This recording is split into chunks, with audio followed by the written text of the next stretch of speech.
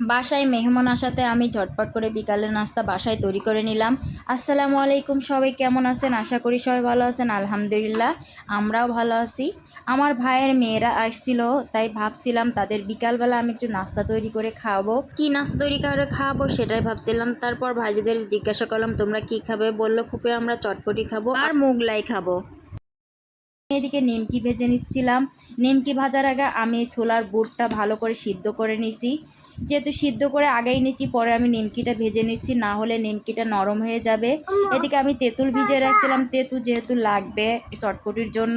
সাথে 2টা ডিম নিয়েছি, 2টা আলু নিয়েছিলাম। আমার ননদিনী এদিকে সব কিছু চটপটি রেডি করছিল, আর আমি এদিকে মোগলাই ভাজার জন্য সব কিছু রেডি করে নিচ্ছিলাম। যেহেতু মোগলাই পরোটা ভাজতে ভাজতে ওইদিকে চটপটি রেডি হয়ে যাবে।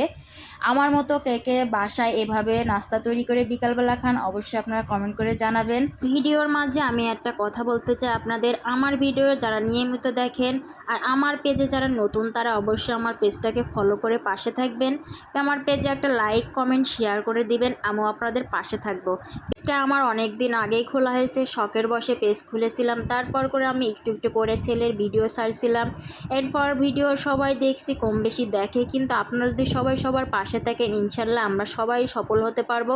এদিকে আমার মোগলাই পরোটা হয়ে গেছে। মোগলাই পরোটা এদিকে আমরা কেটে সবাই ভাগ করে খাচ্ছি। ভাগ করে খেতে খেতে আমাদের চটপটিও রেডি হয়ে যাচ্ছে। আমাদের রেডি করছে আমার ননদিনী, এই যে সব কিছু রেডি করে নিচ্ছে, সবাইকে ওই পরিবেশন করবে। আর আমাদের এই ভিডিওটা কেমন হয়েছে অবশ্যই আপনারা জানাবেন, অবশ্যই কমেন্ট করে জানবেন। আর চটপটি যারা খেতে ভালোবাসেন অবশ্যই তারাও কমেন্ট করে জানিয়ে যাবেন কে কে চটপটি খেতে ভালোবাসেন, কার কার। আমার তো খুবই ভালো লাগে চটপটি খেতে, বলার মতো না। এদিকে আমার চটপটি রেডি করে প্রথমে আমার শ্বশুর আর শাশুড়িকে দিব।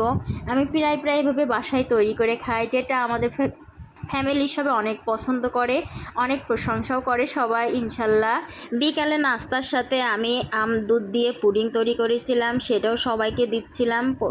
আর পুডিংটা দেখতে যেমন হয়েছে মাশাল্লাহ, খেতেও অনেক সুস্বাদু হয়েছে। চাইলে আপনারা ওইভাবে বানিয়ে খেতে পারেন। ভিডিওটা এখানেই শেষ করছি। সবাই ভালো থাকবেন, সুস্থ থাকবেন, আল্লাহ হাফেজ।